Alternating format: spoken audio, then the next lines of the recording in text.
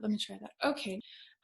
Pelevin's novel Homo sapiens is the first major post-Soviet work to come to grips with consumer capitalism that set in deeply after the Soviet Union.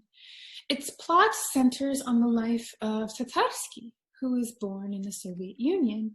Tatarsky aspires to be a poet, but could not get into the poetry department at the Literary Institute, and so he decided to become a translator, and he envisioned his life as thus. Quote, during the day, an empty lecture hall in the Literary Institute, a word-for-word translation from the Uzbek or the Kyrgyz that had to be set in rhyme by the next deadline. In the evenings, creative labors for eternity. So that would be in the evenings he would write his own poetry. But quickly, after he decides on this plan, the Soviet Union collapses, and with it all of Tatarsky's plans for the future. Tatarsky, as Pelevin writes, didn't write any poems after that. With the collapse of Soviet power, they had simply lost their meaning and their value. Tatarsky survives. His new job in post-Soviet Russia is working as a copyright for advertisements. And so Pelevin's book captures the economic shift in the 1990s and how it affected the individual. So worldwide news in the 90s covered the fall of the Eastern Bloc and the Soviet Union, Yeltsin stepping down, and covered Putin taking power in the year 2000. But what were people going through at this time? So imagine the trauma of being inserted into capitalist society after growing up in a communist one. There's no state support at all. Remember, this is communist Soviet Union, a government that was built on the premise of the working class and support for working people. But now overnight maybe not literally overnight, but very quickly there's a transition from nearly 70 years of Soviet communist economic and political structure to capitalism. This means that those unions that supported writers and artists, they no longer exist. They fell apart. Overnight, people essentially lost their jobs during the transition. 10,000 members of the writers' union, they all lost their jobs. So Pelevin's book is a snapshot of one of Russia's most extreme moments in history. It's the snapshot, it's like a photograph of what all happens in this transitional period and after the Soviet Union. It's not really a clear photo because there are all these layers to the book. It's like all these different layers blur together.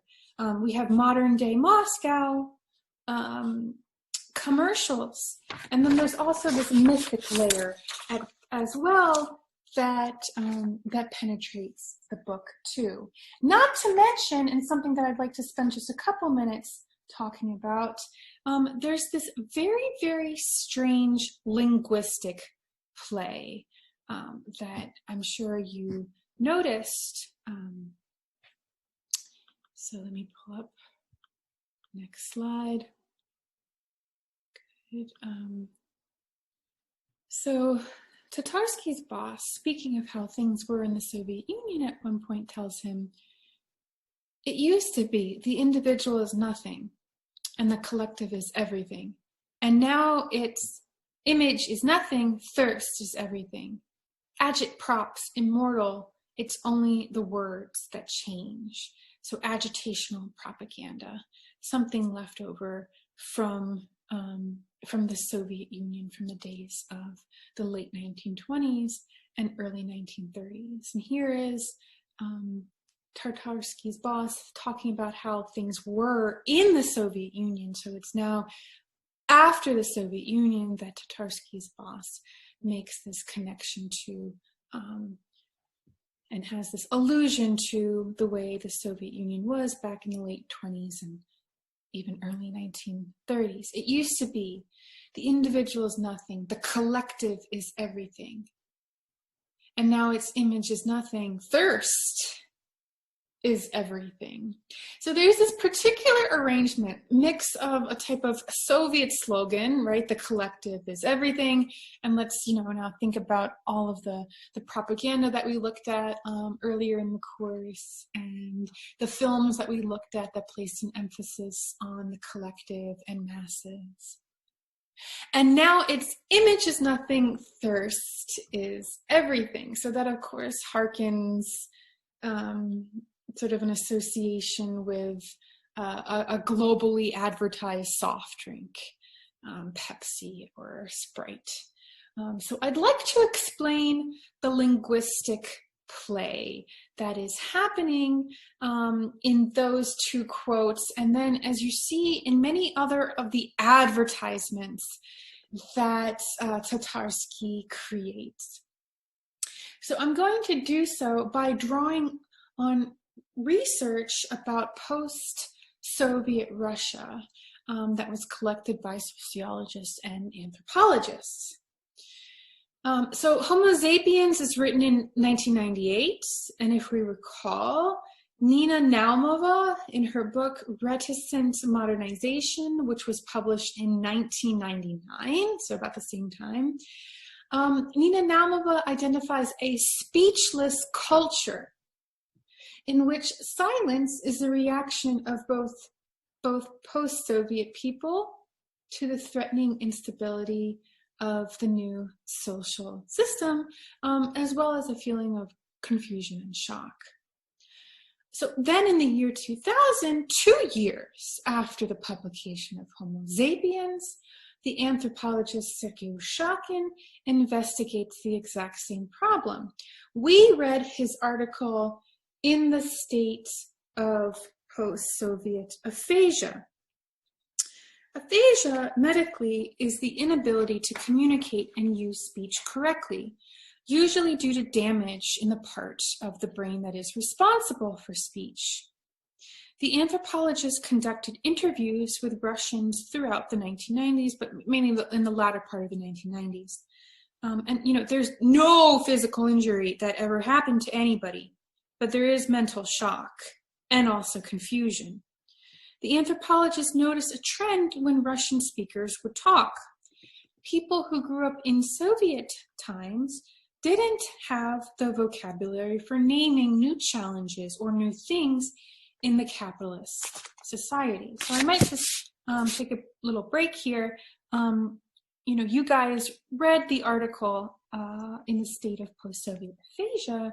Tell me a couple things if you can recall. How does the author use aphasia to describe what's going on with the people whom he interviewed? Remember, we discussed this in our last discussion on transitional people and transitional objects of the post-Soviet Union. So how does the author use aphasia to describe these people or his findings? Why does the author, he conducts all these interviews and they're all with people who say, yeah, I'm a post-Soviet person. But then looking at the author's article, what are some conclusions made about these particular post-Soviet people? Well, one thing is that they don't seem to have an identity. Yeah, exactly. And so they are trying to adjust to the new ideology that's present in the post-Soviet time, because they can't rely on the ideas and common themes that are present during that period before all the change occurred. So now they're just trying to figure out what is Russia going to look like without those ideas put in place. Yeah, excellent. So, the anthropologist, he describes how, yes, due to Russian citizens' feelings of shock after the collapse of the Soviet Union, there is this speech problem, if you will, a problem of silence. And here, the anthropologist uses aphasia as a metaphor to explain the post-Soviet individuals' inability to speak precisely about events and things in the present. Their speech used previous forms of discourse, language, and expressions from Soviet times in the context of post-Soviet life, as Nicole was saying. This retrofitting of language happened a lot in the interviews that the anthropologists collected. So there's this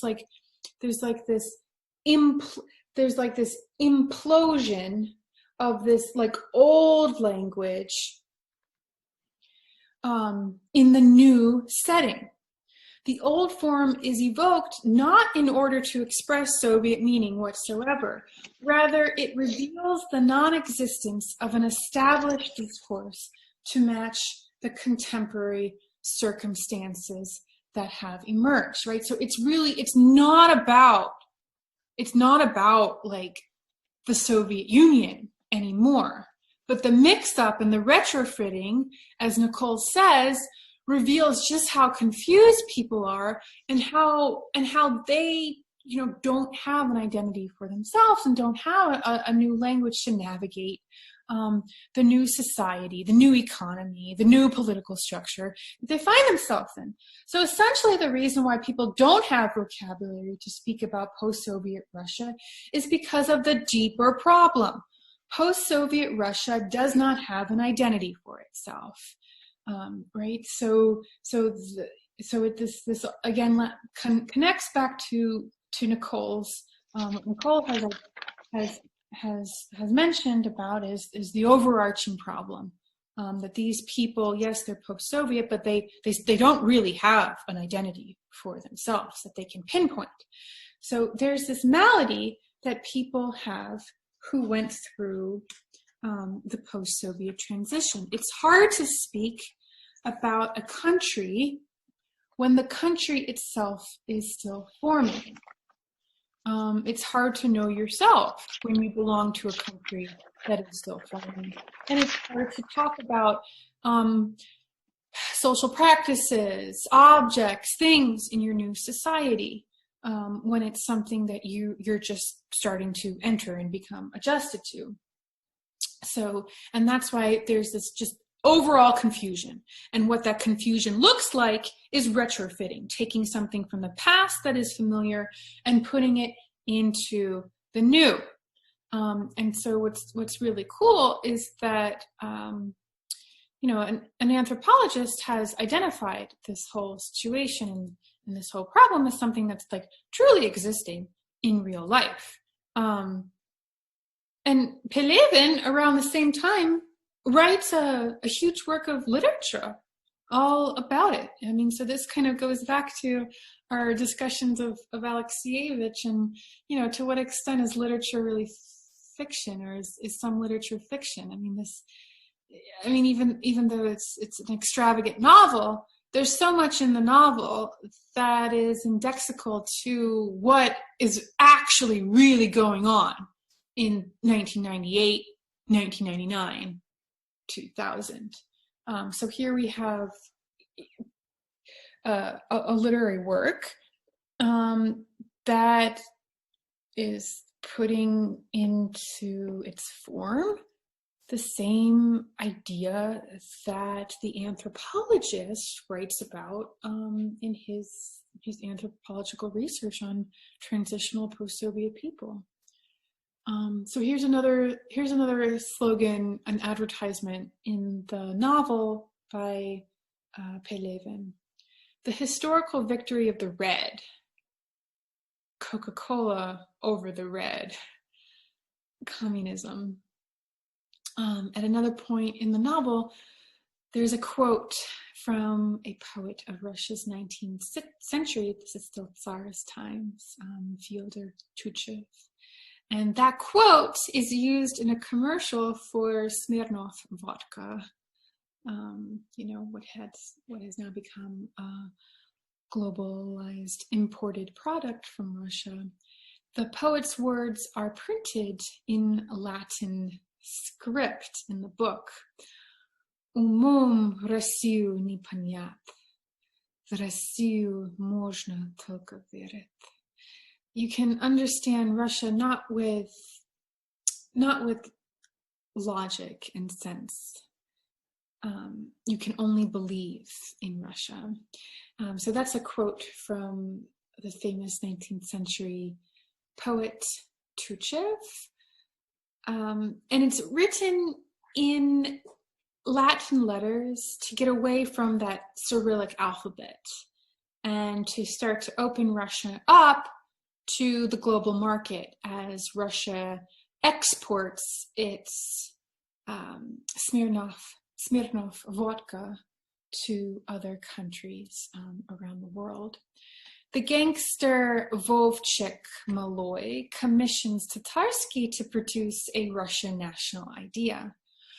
Write me a Russian idea about 5 pages long and a short version 1 page long, and lay it out like real life without any fancy gibberish.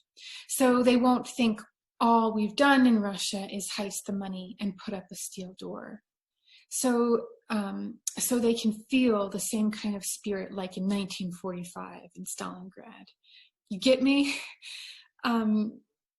So again, there's this desire to create something new and attractive and to grab the attention of the new market and also the world market. And the gangster starts comparing it to the spirit of 1945 at Stalingrad. When Russia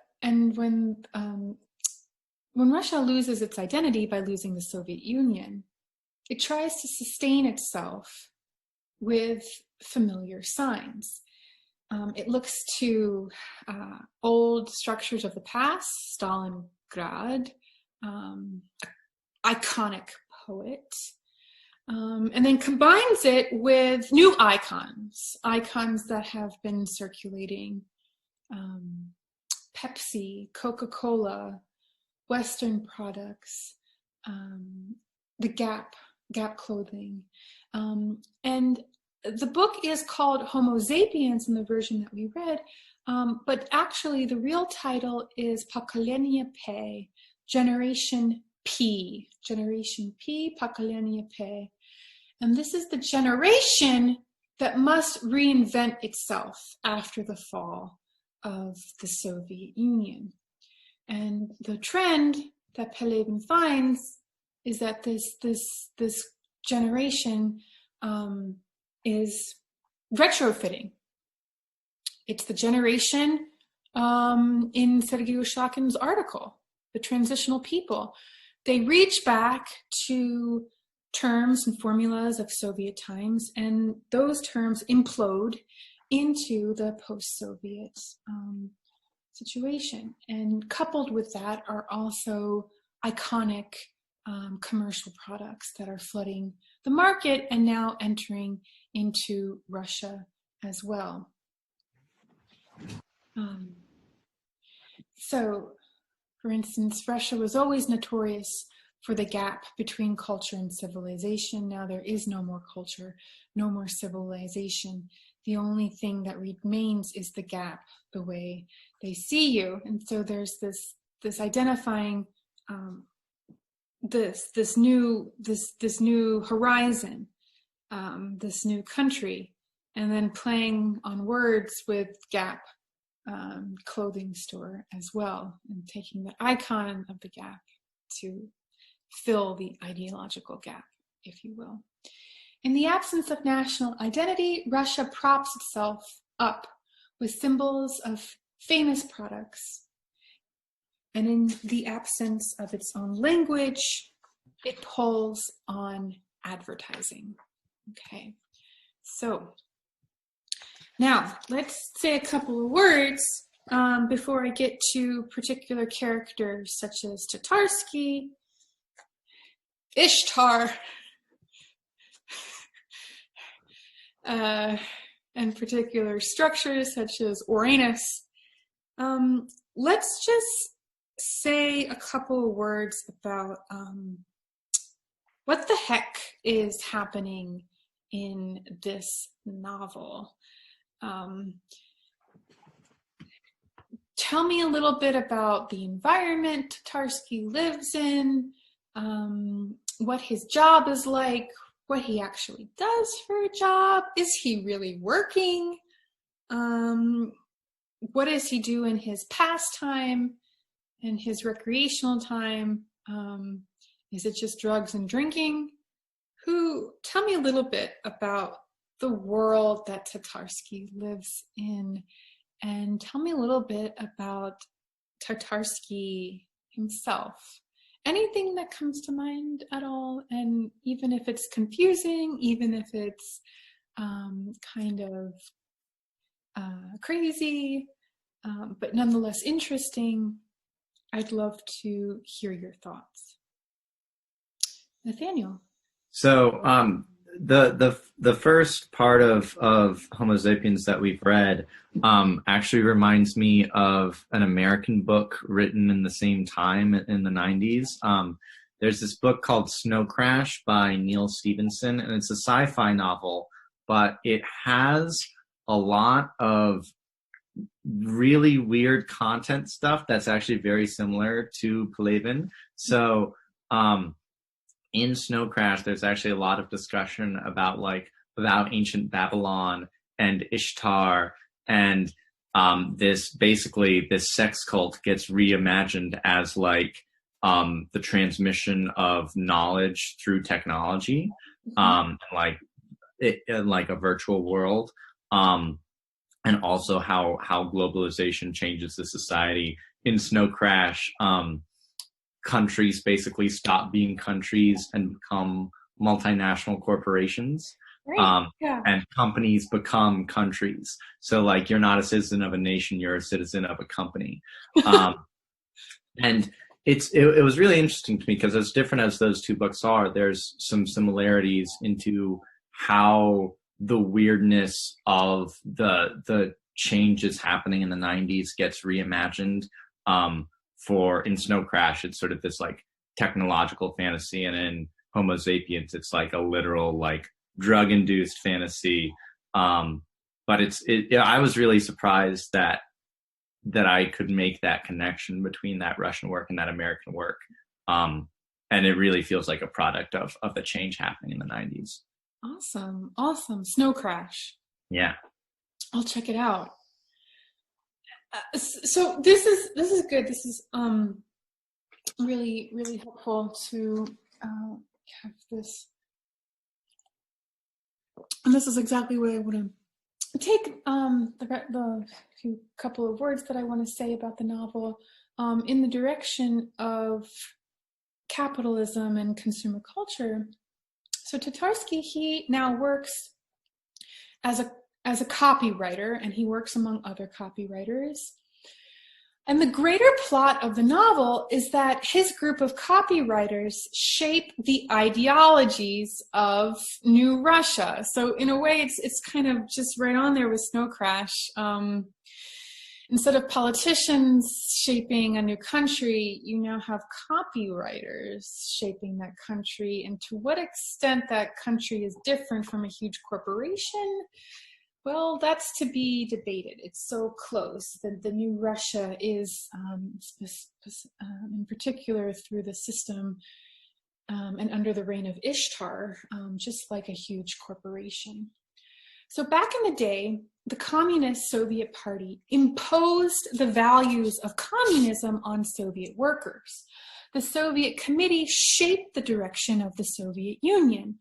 Post-Soviet Russia is new and its future is open, and now Tatarsky and his business colleagues impose the values of a market economy on New Russia. I want to connect the structure in this sort of dystopian tale of post-Soviet Russia to modern day political structures. As you've noticed from reading Homo sapiens, the novel is nearly devoid of animated humans.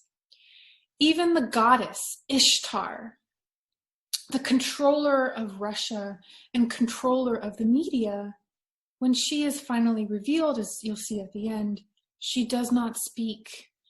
She doesn't even appear to have any tangible agency. And when we look at our main hero, Tatarsky, all the description about him, we can't even kind of place a face on him. We don't have any facial attributes, and not much about his personality. Only he was born in a Soviet structure and then had to navigate a new post-Soviet structure. And we don't really learn much about his emotion or his feelings at all. Just sort of about his impulses and the trouble that he winds up in. So some scholars have written that Pelevin predicted the ruler of Russia, Vladimir Putin, in this book and through the character of Tatarsky. And remember, the book is written in 1998, and Putin does not come to power until 2000. He is a political figure in the late 1990s. And so could it be that Pelevin was actually envisioning Tatarsky as Vladimir Putin? Maybe. Masha Gessen, the international public journalist and political commentator, has often remarked in her journalism and in her book, she has a book that was recently released called Man Without a Face, about how, Putin was someone with very little, even though he was a political figure and had a long history in the KGB, he was someone known with little identity before becoming the president. And so I think around the topic of facelessness and a lack of identity, as in facial details, yes, there are certain connections that can be made between the book and Putin and between Tatarsky and Putin.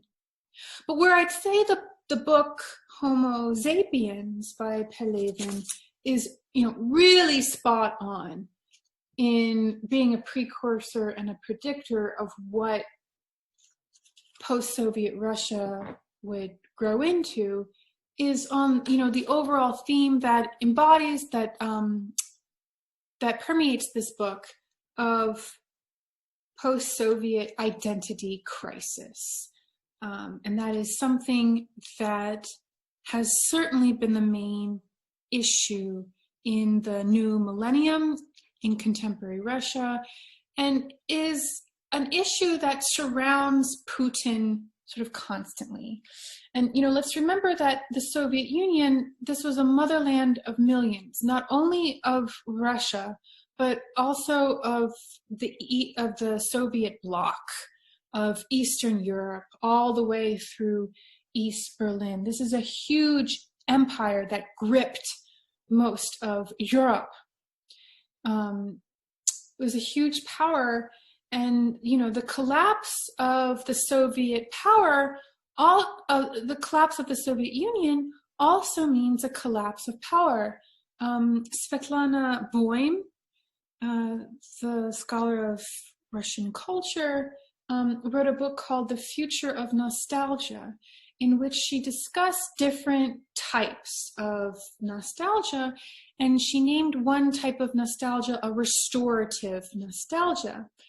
That is, that there's a memory of power, of empire, and a desire and an urge for people who live through the transition to, even though that former power that fell was totalitarian and it was corrupt, and it was an unlawful government and political structure in which to live, people still have a type of nostalgia for it because they want that power.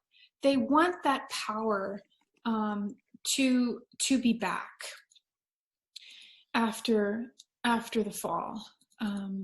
So, I would say that the facelessness of Putin, that some political scientists attribute to him, it's sort of this blank image on which people can project their desire for a strong power, for the memory, the nostalgia of empire. And they project that onto their ruler. And this is, of course, a theme that we're going to look at when we look at the film Leviathan and we read it together with Thomas Hobbes' Leviathan, about how people see, or they want to see, in the face of the ruler, a vision of themselves as powerful and a vision of power embodied. And, that is something through his demeanor and his manipulation of media, and his own sort of changes to his own body and his own self-portrayal, that Putin has been able to display very well to the Russian public that he is a symbol of power, not only of authoritarian governmental power, but this sort of yoking between the government and church, to sort of double the power and the reign of Russia even more. So when Victor Pelevin, when the author, was asked in 2008 in an interview if Russia had found its national identity in Putin, Pelevin responded affirmatively, well, that's precisely what Putin is. So he's this embodiment of a powerful national identity that, of course, had been lost for some time in the transition, but which is still in the memories and nostalgia that people have of empire and the Soviet Empire. Okay, so thank you everybody for your attention. And now I'd like to take any questions that you have about the novel. And then I'll wait to hear your questions and hear from you what you think was interesting, what you think was strange, what you have questions about, what you want to know about. And then after that, I will give you a couple questions to think about, and we can do some breakout rooms to discuss them, or just have a discussion amongst ourselves. And then I'll also give you some questions to guide you through your reading as you finish the book over the next few days, and then prepare for discussion on Thursday.